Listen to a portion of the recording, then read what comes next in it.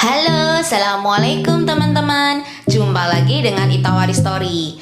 Nah, sekarang kita akan lanjut ke cerita Mita episode 8. Semakin seru dan menarik loh. Sebelum kita simak, klik subscribe dulu dong untuk dukung channel kami agar kami tetap semangat berkarya. 1, 2, 3. Sudah subscribe kan? Mari kita mulai.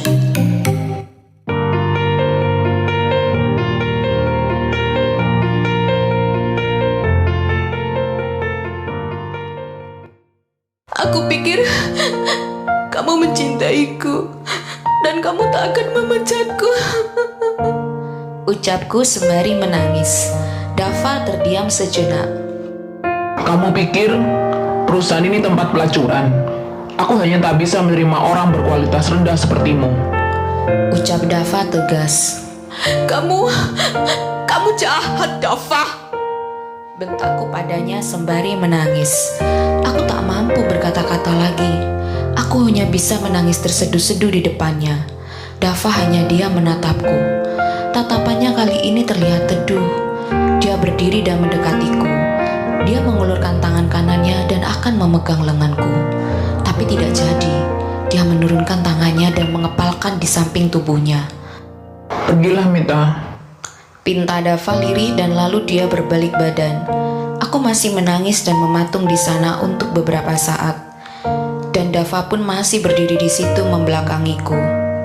5 menit kemudian, aku pergi keluar dari ruangannya. Di luar ternyata Freya menungguku. Dia menggenggam lenganku dan menyeretku masuk ke ruangan Mbak Feby. Iya, tentu saja di sana ada Mbak Feby yang lantas dia berdiri memberi hormat pada Freya. Jangan coba-coba merayu Dava, bentak Freya padaku sembari memperkuat genggaman tangannya pada lenganku. Freya menatapku tajam, tatapan penuh kebencian. Aku tak mampu menjawabnya. Aku hanya bisa menangis. Menangis bukan karena ancaman Freya, tapi karena sikap Dava yang berubah padaku 180 derajat. Bagaimana bisa kamu lancang pada Dava? Tanya Freya heran. Hei Mita, jawab pertanyaan Bu Bos, bentak Mbak Feby padaku. Dia teman SMA aku dulu, jawabku. Hanya teman SMA? Kau pikir aku percaya? Kamu begitu berani pada Dava. Anda tak perlu khawatir, karena saya sudah dipecat, ucapku. Oh, oke, baguslah, saut Freya gembira. Jangan pernah berpikir kamu merayu Pak Dava. Dari sudut manapun kamu kalah dari Bu Freya, ucap Mbak Feby sinis padaku. Freya melepaskanku dan Mbak Feby menyuruhku segera pergi dari perusahaan itu. Aku pergi menuju ruanganku dan mengemasi semua barangku. Ya, karena aku dipecat. Teman-teman di ruanganku bertanya-tanya kenapa aku dipecat, dan mereka bersedih atas itu dan ada beberapa yang sampai menangis. Aku berpelukan dan bersalaman pada mereka, mengucap maaf, terima kasih dan salam perpisahan.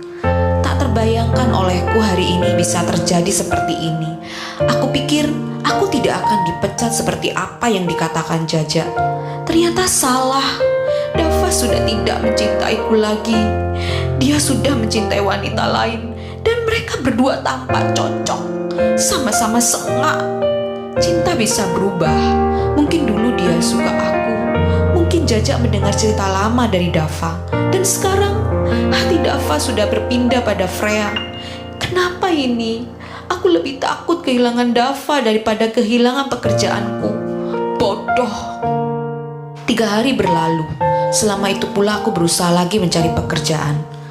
Pagi itu Kak Cindy meneleponku. Mita, kamu di mana?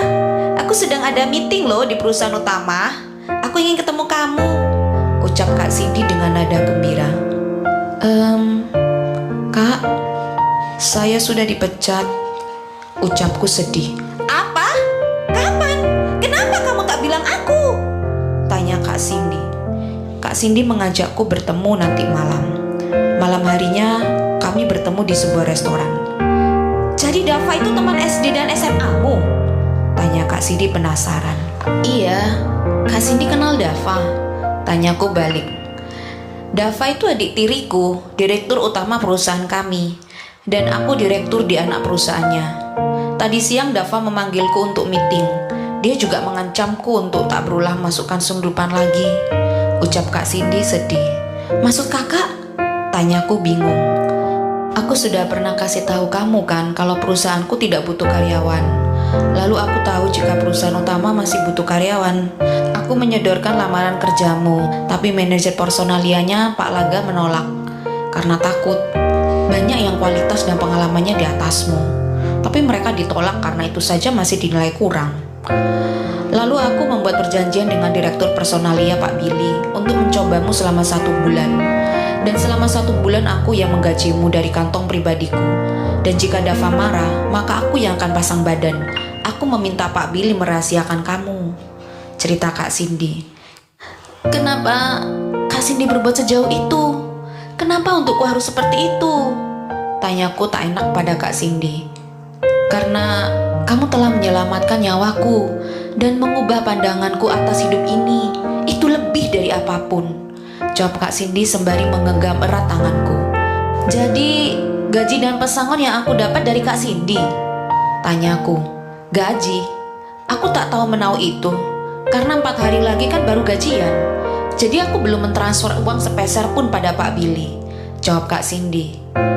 Gaji yang dibayarkan padaku untuk 1 bulan sesuai kontrak kerja. Dan aku mendapat pesangon juga. Dan itu 3 kali gajiku. Ucapku heran. Aneh, bagaimana kamu bisa mendapat pesangon sebanyak itu?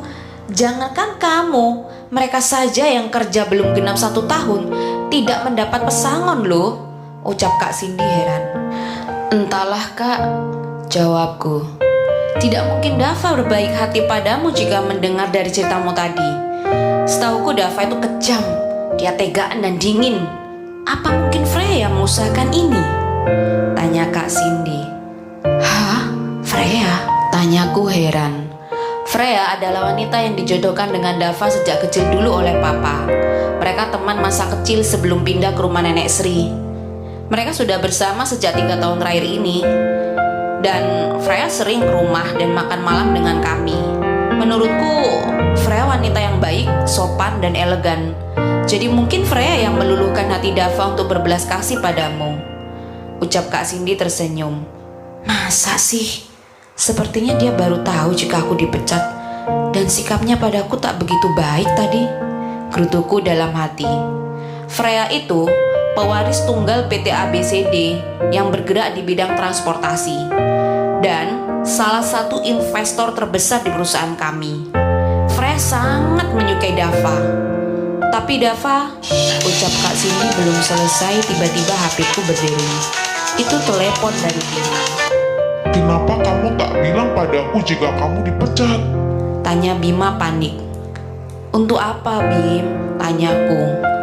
Aku bisa saja memohon pada Pak Dava. Sudahlah Bim.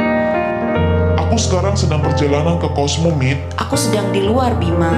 Ucapku. Bima bilang akan menungguku di kos sampai aku pulang. Aku bilang terserah dan menutup telepon. Bima. Bima. Oh. Ucap Kak Cindy sembari mengingat-ingat. Kenapa Kak? Tanyaku heran. Apa itu Bima yang bekerja di perusahaan utama?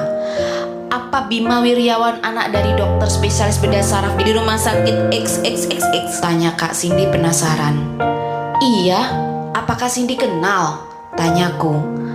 Enggak, hanya saja aku pernah mendengar Dava dan Papa meributkan nama itu. Papa Bima yang merawat Mama Dava waktu itu. Dia juga diterima bekerja di sana karena titipan Papa tiriku. Dava tak setuju awalnya, tapi setelah Papa memaksa dan beralasan sebagai bentuk balas budi, Dava menyetujuinya. Jawab Kak Cindy. Hah? Sahutku terkejut. Jadi Mama Dava meninggal? Iya, aku sudah pernah ceritakan kalau Mama Dava adalah sahabat mamaku. Mama Dava mengalami benturan otak karena kecelakaan, lalu dioperasi dan berhasil. Tapi 2 minggu kemudian meninggal karena perdarahan yang masih aktif. Dan Papa Bima itulah dokter yang merawat Mama Dava. Ucap Kak Cindy. Oh, sahutku. Dava tak seberapa akur dengan papanya. apalagi dengan aku dan mamaku, ucap Kak Cindy. Oh iya, bagaimana kabar Nenek Sri? Tanyaku. Nenek Sri sudah meninggal 5 tahun yang lalu. Kenapa Kak? Maksudku sakit apa Nenek Sri? Tanyaku penasaran dan sedih. Tak ada, mungkin karena waktunya saja, jawab Kak Cindy. Ya Tuhan, aku lama belum bertemu dengan beliau. Belum sempat mengucap apapun saat akan pindah. Ternyata sudah berpisah selama-lamanya, ucapku sedih. Nenek Sri itu ibu dari Mama Dava. Setelah Mama Dava meninggal, Dava dititipkan ke Nenek Sri. Karena Dava selalu membuat onar di kehidupan keluarga baru Mama dan Papa. Aku tak tahu mengapa Dava menyetujui kembali dengan kesepakatan Papa, ucap Kak Cindy. Kesepakatan apa Kak? Tanyaku penasaran. Papa bilang Dava harus bersekolah ke luar negeri agar bisa memimpin perusahaannya, sehingga Papa bisa beristirahat. Ya, aku akui, selama di luar negeri prestasi Dava lebih unggul. Bahkan dia lulusan terbaik dan tercepat. Dia menyandang gelar S3 manajemen bisnis lulusan luar negeri, ucap Kak Cindy. Malam itu kami banyak mengobrol sampai aku pulang larut malam. Kak Cindy mengantarku pulang ke kosan. Aku melihat Bima masih setia menungguku di teras kosan. Oh ya ampun, aku lupa jika Bima bilang menungguku di kos. Mita, Sapa Bima padaku. siapa yang antar kamu? Tanya Bima. Temanku, jawabku. Cewek apa cowok? Tanya Bima penasaran. Cewek, sudah dong interogasinya, jawabku sembari tersenyum kecil. Kenapa kamu dipecat? Apa karena reunian itu? Tanya Bima antusias. Aku menceritakan jika aku titipan Kak Cindy, kakak tiri Dava. Bima pun mengakui jika dia juga titipan. Maksudku, kenapa aku tidak dipecat? Kalau hanya karena titipan, harusnya aku juga dipecat. Ucap Bima penuh emosi. Sudahlah Bim, aku tak mau membahasnya lagi. Aku mau tidur. Ucapku yang tak mau Bima tahu kejadian yang lain saat di kantor tadi. Sepulang Bima, aku hanya bisa menangis di kamar. Tiba-tiba Sila meneleponku dan bertanya bagaimana kabarku. Sila sering menghubungiku paling tidak 2 atau 3 hari sekali. Sila sudah aku kasih tahu jika aku bekerja di perusahaan Dava. Saat tahu Dava sebagai direktur utama, Sila bertambah antusias ingin bersama Dava. Balik lagi ya, aku mengatakan pada Sila jika aku dipecat Dava dan Dava sudah punya pacar. Apa? Gila, kenapa tak melihatmu sebagai kawan lama sih? Kamu juga sih Mit, pakai membenci dia dulu. Kebawa kan di masa sekarang? Ucap Sila penuh emosi. Sila, maaf ya, aku belum bisa melunasi hutangku. Ucapku pelan dan sedih. Tak apa Mit, yang penting sekarang bagaimana kamu dapat kerja lagi. Ucap Sila. Oke, life must go on kawan. Aku berusaha cari kerja lagi, walau perasaan sedih masih menyelimutiku. Aku juga masih saja sering menangis sendiri di kos. Entahlah, kenapa aku masih sedih kehilangan Dava. Dan parahnya, dia sudah punya wanita lain yang akan dinikahinya. 2 minggu sudah aku cari kerja lagi. Kak Cindy sudah tak bisa membantuku lagi. Dia juga sangat sedih aku dikeluarkan dari perusahaan itu. Kak Cindy bilang dia bertengkar hebat dengan Dava karena aku dipecat. Kakak tak perlu seperti itu, karena itu tak merubah apapun, ucapku. Iya, kamu betul. Dava betul-betul sadis dan tak punya hati, ucap Kak Cindy jengkel. Sore itu saat aku pulang ke kos dari keliling cari kerja. Hah? Sila? Ucapku terkejut. Ternyata Sila datang ke tempatku tanpa mengabari. Aku sangat senang atas kedatangan Sila. Kami menghabiskan malam harinya. Sila pergi. Aku tak tahu kemana. Dia bilang ada urusan penting. Dan aku baru tahu sekarang jika Sila pergi ke kafe jajak malam itu. Sila bertemu dengan Dava di sana. Dava menunggu Sila sembari merokok. Sejak kapan kamu merokok? Tanya Sila heran. Dava terdiam sejenak. Sejak wanita yang aku sukai menolakku. Ucap Dava dingin. Oh, tidak kok. Aku gak nolak kamu. Aku masih suka. Cepat katakan, bisnis apa yang kamu mau tawarkan? Ucap Dava tegas. Itu Mita. Aku tak mau membicarakannya. Ucap Dava dingin. Ayolah Dava, kasihani Mita. Dia tulang punggung. ayah, ibu, dan adiknya tak bekerja. Bahkan dia harus menanggung biaya kuliah Ega dan kehidupan sehari-hari. Belum lagi hutangnya padaku menumpuk. Berapa hutangnya padamu? Tanya Dava. Hah? Saud Sila terkejut. Berapa? Tanya Dava lagi. 38 juta, jawab Sila. Dava mengeluarkan cek dan menuliskan nominalnya. Lantas Dava memberikan cek itu pada Sila. 50 juta? Tanya Sila heran. Jangan beritahu Mita. Ucap Dava yang lalu dia berjalan meninggalkan Sila. Sila mengejar Dava. Bagaimana dengan pekerjaan Mita? Tanya Sila. Dava berhenti dan berbalik badan ke Sila. Suruh dia datang menemuiku besok, kalau dia mau. Ucap Dava dingin. Oke. Itu kamu berpacaran dengan wanita misterius itu karena kamu kira aku menolakmu? Tanya Sila malu.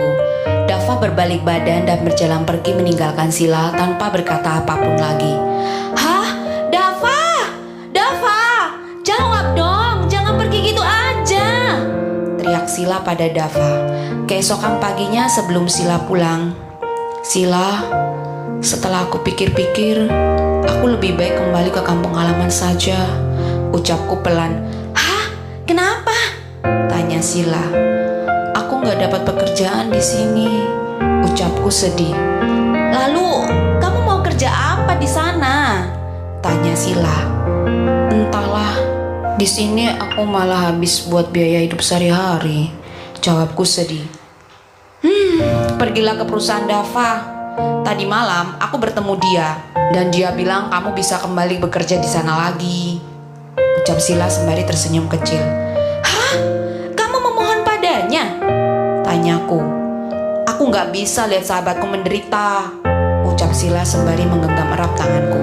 Tapi aku tidak ingin kembali ke sana, ucapku menunduk sedih.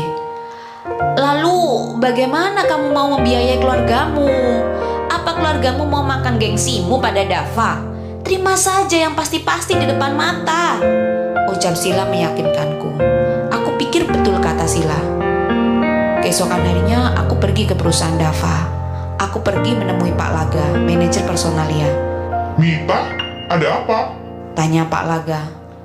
Maaf Pak Dava meminta saya masuk lagi ke perusahaan ini lewat teman saya, ucapku pelan. Hah? Lagi? Lewat titipan? Tanya Pak Laga heran. Aku tak menjawab pertanyaan Pak Laga karena malu. Oke, aku coba menghubungi Pak Dava ya.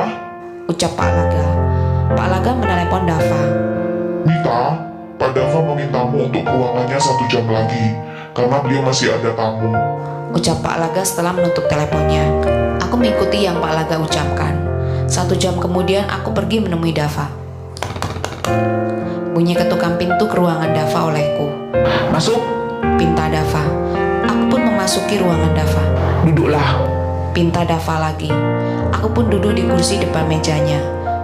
Bukankah aku bilang untuk menemuiku, bukan menemui Pak Laga? Tanya Dava dingin. Aku hanya diam menunduk tak menjawab. Lain kali, kamu harus lakukan sesuai instruksiku. Aku tak mau orang memandangmu rendah. Ucap Dava dingin. Aku juga masih diam menunduk tak menjawab. Sebetulnya mendengar ucapan Dava, aku terenyuh. Tapi aku berusaha menghilangkan kebaperanku ini. Dava sudah punya calon istri, dan aku tak mau merusak hubungan mereka. Aku tak mau mendapat masalah sehingga aku kehilangan pekerjaan lagi. Kali ini aku harus berpikir jernih dengan logika, bukan dengan perasaan. Tak mungkin Dava suka aku yang miskin, jelek, bodoh, dan rendahan ini. Lelaki waras pasti akan lebih memilih wanita yang perfect seperti Freya, kaya, smart, cantik, dan seksi. Baiklah, kembali ke ruanganmu. Selamat bekerja kembali. Ucap Dava dingin. Aku keluar dari ruangan Dava tanpa berkata apapun dan sama sekali tak berani menatap wajah Dava. Ketika aku kembali ke ruanganku, teman-temanku merasa sangat senang. Bima juga mendengar aku kembali bekerja. Dia juga tentunya sangat senang. Hari demi hari aku lalui dengan bekerja demi mendapat uang. Saat aku akan mentransfer cicilan hutangku pada Sila, Sila bilang untuk mengumpulkan uangku dulu sampai sejumlah 38 juta, baru dia akan menerimanya. Oke, aku mengikuti apa yang Sila perintahkan. Setahun berlalu, Selama itu pula aku menghindar untuk bertemu dengan Dava, Freya, dan Mbak Feby. Sekalipun itu berpapasan dengan mereka di area kantor maupun luar kantor. Aku tak mau perasaanku terluka. Aku menyibukkan diri dengan bekerja, dan bekerja. Selama itu pula, tiap 2 atau 3 hari sekali Bima datang ke kosanku. Pagi itu hari Sabtu, aku pulang ke kampung halaman bersama Bima. Karena ada reuni SMA angkatan kami di hari Minggu. Bima mengantarku pulang. Sesampainya di rumah, seperti biasa dia menemui orang tuaku. Kali ini tak sebentar. Om dan Tante, saya datang dengan itikat baik. Ingin melamar Mita menjadi istri saya. Ucap Bima dengan wajah berseri-seri. Hah? Sautku terkejut karena Bima tak bilang dulu ke aku. Kedua orang tuaku saling pandang dan tersenyum. Mita memang sudah telat umur. Seharusnya memang sudah menikah. Jadi, kami terima etikat baik Nak Bima. Ucap ayahku sembari tersenyum kecil. Ayah, ibu. Ucapku pada ayah dan ibu sebagai pertanda aku tak setuju. Setelah Bima pulang, kenapa ayah dan ibu langsung terima? Kenapa tak tanya padaku? Tanyaku emosi. Kenapa harus ditanyakan? Kamu dan Bima sudah lama bersama sejak kecil malah. Ucap ibuku dengan nada sedikit tinggi. Tapi aku kan yang akan menjalani ini, Bu. Sekali seumur hidup. Ucapku. Hah? Jadi kamu gak suka sama Bima? Kalian sudah bersama sejak kecil loh. Ucap ibu heran. Kurang apa sih Kak Bima? Cakep, kaya, mapan, dan baik pula. Udah Kak, terima aja. Ucap Ega. Tapi kan Mita belum bisa bahagiakan ayah ibu. Belum bisa menyekolahkan Ega sampai S2. Ucapku. Mita, kamu tak usah pikirkan kami terus. Pikirkan kamu juga. Sampai kapan kamu... Iya, kamu sudah 26 tahun. Kamu itu perawan tua. Ibu nggak mau kamu jadi bahan omongan para tetangga di sini. Ucap ibuku penuh emosi. Bima dan keluarganya itu baik, Mita. Kami yakin Bima akan baik sama kami juga. Jadi kamu mau yang bagaimana lagi? Tanya ayahku. Betul kata ibu, ayah, dan Ega. Lelaki yang bagaimana lagi yang mau aku cari? Semua kriteria ada pada Bima kok. Hanya saja perasaanku tak bisa menerima ini. Hatiku masih terikat erat pada Dava. Tapi apa? Aku mengharapkan Dava. Sementara Dava sudah tak suka aku. Dan dia sudah punya calon istri yang sepadan. Setelah berpikir, aku menganggukkan kepala. Tanda aku setuju menerima niat baik Bima meminangku. Keesokan pagi, Bima menjemputku untuk acara reunian. Ayah dan ibu mengabari jika aku setuju menikah dengan Bima. Bima sangat senang, dia tertawa lebar dan bersyukur. Sementara aku hanya tersenyum kaku. Entahlah, Bima belum klik di hatiku. Bima juga mengatakan orang tuanya akan menemui kami nanti malam. Karena sempat menasihatiku tadi malam via telepon. Karena bilang agar aku tak perlu khawatir. Cinta bisa tumbuh setelah kita menikah. Saat di tempat reunian, ternyata Dava dan Jaja sudah datang. Bima memperlakukan aku dengan mesra, mulai dari menggandeng tanganku, menyiapkan tempat duduk untuk aku, mengambilkan aku makan, bahkan Ayo, ucap Bima menyuapiku. Apaan sih Bim? Malu ah, ucapku lirih. Cie, ucap teman-temanku melihat kami. Dava menatapku tajam. ayo, makan. Ucap Bima terus kepadaku yang belum membuka mulut. Karena tak mau mempermalukan Bima, aku membuka mulutku dan memakan makanan yang disuapkan Bima padaku. Dava masih tetap melihatku tajam. Ini menyebabkan aku salah tingkah. Oh iya teman-teman, aku dan Mita Ucap Bima yang lalu menggenggam tanganku dan menaruh tangan kami di atas meja. akan menikah dalam waktu dekat. Ucap Bima tersenyum lebar. Penasaran kan bagaimana kelanjutannya? Kira-kira minggu depan episode terakhir nggak ya? Menurut kalian gimana? Apakah Bima tetap sama Mita dan mereka menikah sehingga mereka bahagia? Dan begitu pula dengan Dava menikah dengan Freya dan begitu juga mereka akan bahagia. Komentar di kolom bawah ya. Menurut kalian kelanjutannya harus bagaimana nih? Apa Mita sama Bima atau Mita sama Dava? Jadi, jangan lupa subscribe dulu dong. Kalau sudah subscribe, nyalakan lonceng notifikasinya biar tidak ketinggalan update terbaru dari Ita Waris Story. Silahkan komentar di kolom bawah, like kalau kalian suka, dan share ke teman-teman kalian sebanyak mungkin. Terima kasih semuanya dan sampai